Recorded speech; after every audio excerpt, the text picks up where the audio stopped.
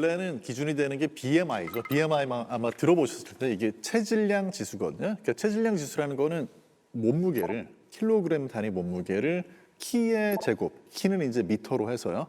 그렇게 해서 나눈 값이에요. 이게 이제 체질량 지수인데 대한비만학회에서는 이 BMI가 23 이상이다. 그럼 과체중. 그다음에 25 이상이다. 그러면 비만 이렇게 규정합니다. 미국 같은 경우에 25 이상이 과체중, 30 넘어가야지 이제 뭐 비만 이렇게 나라마다 좀 차이는 있어요.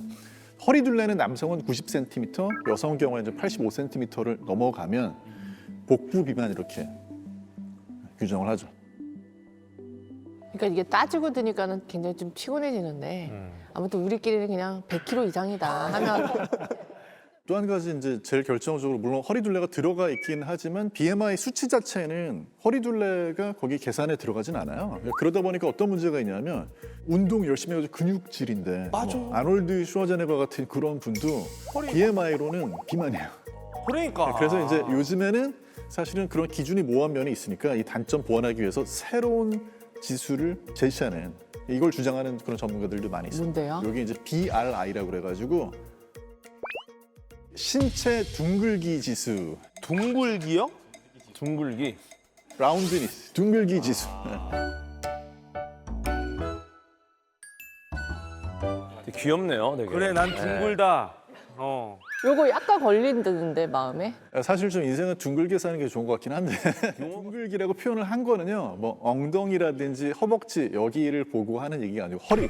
네, 그래서 이제 이 내장, 복부 지방 이게 이제 위험하기 때문에 그래서 만약에 허리가 둥글게 되어 있다, 위험하다라는 거죠. 국제 학술지 자마라고 하는 의학 쪽에 굉장히 저명한 학술지에 이 신체 둥글기 지수가 과하게 높은 사람들은 실제로 조기 사망 위험이 증가한다는 거죠.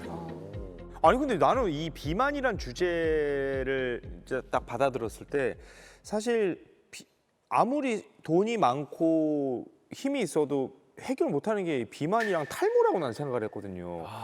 근데 진짜 이 10년 안에 비만이 사라진다? 그러면 이거는 인류 역사상 너무 큰 발자취가 아닌가. 이거 기술 개발하신 분 노벨상 받아야 될 것 아니, 같아. 그러니까 줘야 되는 거 아닙니까, 교수님? 그럴 거라고 생각합니다. 근데 이게 원래 갑자기 태어난 게 아니고 원래 있던 거를 다른 목적으로 지금 사용하는 거거든요. 그러니까 원래 비만 치료제로 개발된 게 아니라 당뇨 치료제였는데 이게 부작용이 오히려 긍정적으로 작용한. 그게 잠깐만. 우리가 얘기하는 게 이게 비만 치료제잖아요.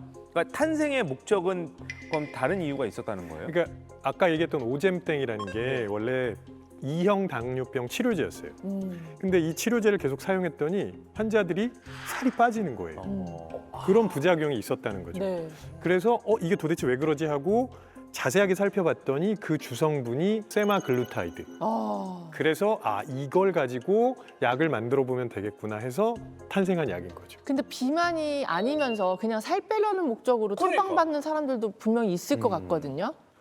그런 일이 미국에서는 이미 일어나고 있대요. 네. 이미 비만 치료제도 되고 당뇨약도 되는데 이 그 같은 성분의 두 가지 약이 있는데 다이어트 목적으로 쓰는 약이 수급이 좀 저조해진다. 그러면 당뇨 치료제였던 거를 같이 처방을 해서 쓸 수가 있겠죠. 이게 그 오프라벨이라고 해가지고 그러니까 원래 지정된 용도 말고 다른 용도로 이렇게 쓰게 되는 경우 그런 일들이 좀 늘어나가지고 실제로 그 당뇨 때문에 치료 목적으로 이 약이 필요한 사람들이 오히려 좀 구하기가 힘들어지고. 진짜. 네, 다이어트 치료를 하려는 사람들이 더 많이 구하게 되고 뭐 이런 일종의 현상들이 포대가리네요. 이거 포장가리. 포대가리 뭐예요? 포대가리. 포대가리. 지금 TV엔 격떨어지게 지금. 포대가리가 아니고 예. 포대가리. 난 또 대가리라는 아니, 줄 아니. 알았어. 포대가리가 아니고 머리 4개가 아니고 포대가리. 근데 뭐 실수로 발견하고 이런 거 되게 재밌는 게 많아요. 그 코카콜라 같은 경우도 요구사항이 그거였어요. 잡았을 때 그냥 무조건 이 음료다를 알 수 있는 병을 만들어라.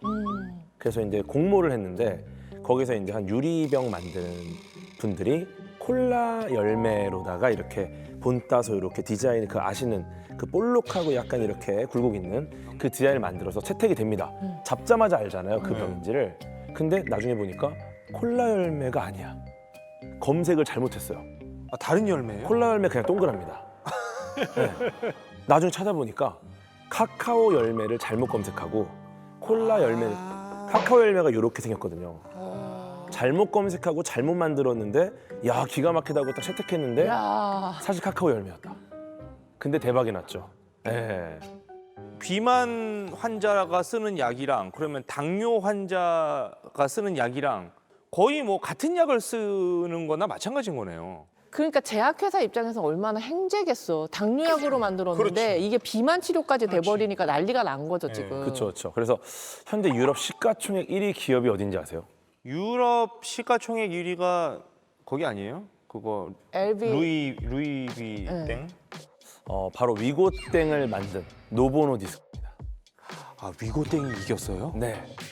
루이비땡 야 그다음에 명품을 그렇게 팔아도 예. 그 위고땡을 비싼 못 이겨? 명품을 팔아도 술로 유명한 LVM땡 네. 다 제치고 압도적인 유럽 시가총액 1위 자리에 있습니다. 이거 봐.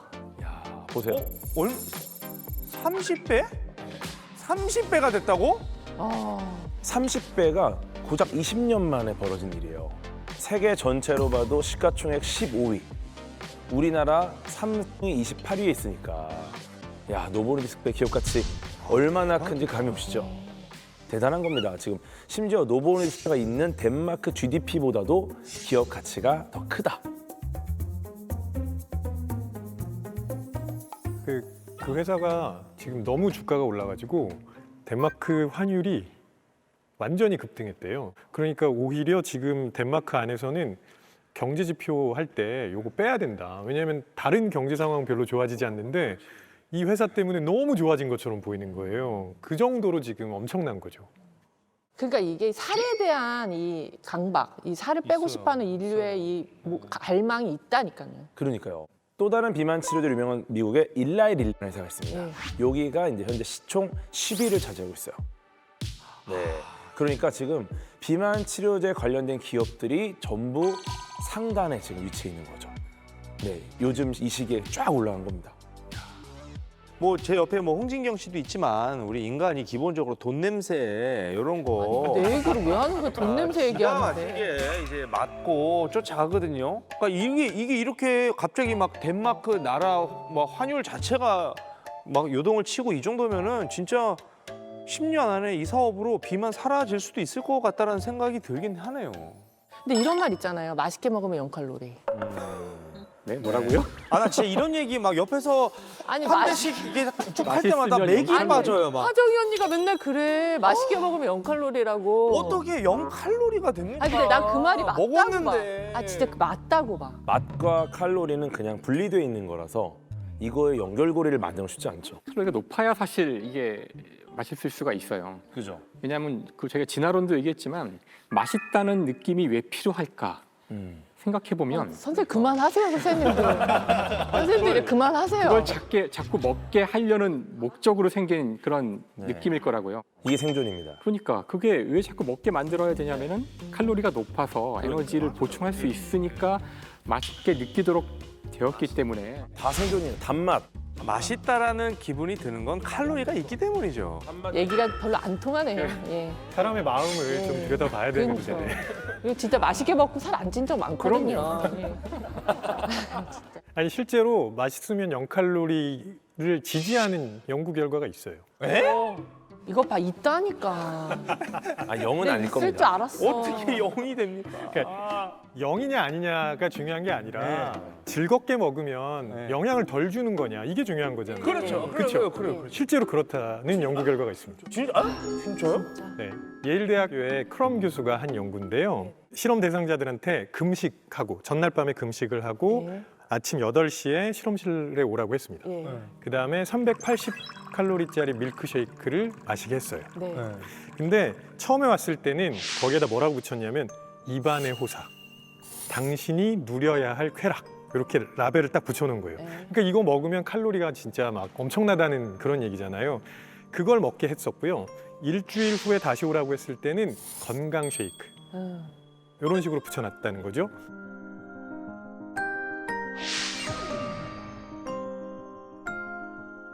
그 다음에 뭘 측정했냐면 배가 고플 때 나오는 호르몬인 그렐린을 측정합니다.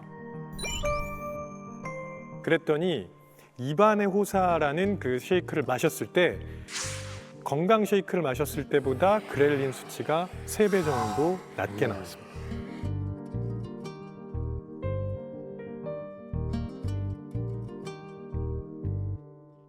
그래서 어떤 생각을 가지고 먹느냐는 굉장히 중요해요. 네. 즐겁게 먹는 게 그래서 중요한 겁니다. 무슨 얘기냐면 결국은 우리가 어떻게 생각하느냐에 따라서 우리의 신체가 만들어내는 호르몬 반응도 달라질 수 있다는 거죠.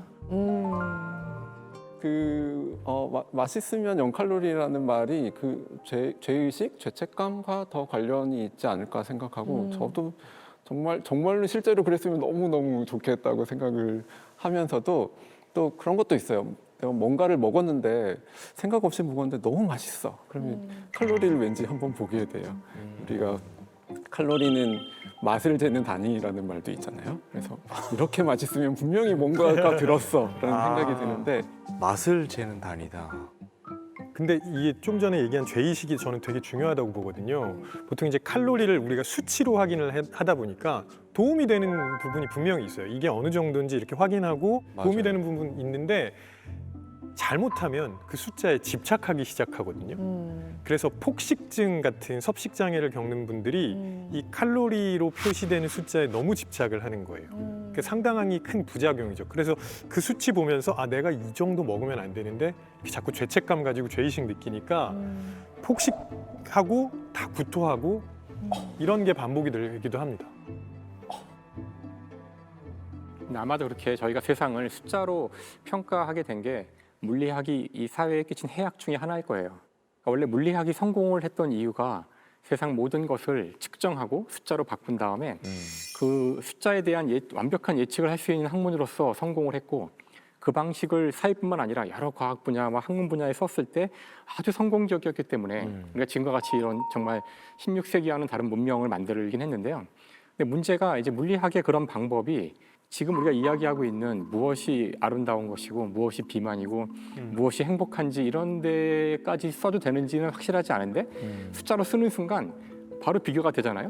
너 몇 평짜리 집에 사니? 그러는 순간 사실 집이란 거는 각자가 좋은 형태로 여러 가지로 만들 수가 있는데 숫자로 쓰는 순간 80은 70보다 크고 70은 60보다 크기 때문에 바로 그들의 모든 행복과 가치가 바로 비교가 되는 이런 무리한 일이 벌어져요. 그러니까 아까 우리가 비만을 얘기했지만 그 사람이 정말 건강한지 그 신체가 적당한 현재의 지방을 갖고 있는지 이런 거는 많은 것들을 생각해야 되는데 그걸 숫자로 한다는 숫자를 것이 쓰기 위해서는 뒤에 뭔가 유닛이 붙잖아요. 단위가 필요한 거잖아요. 그러면 지금 얘기하고 있는 비만 여기에서 가장 많이 등장하는 단위가 지금 칼로리인데 그렇죠.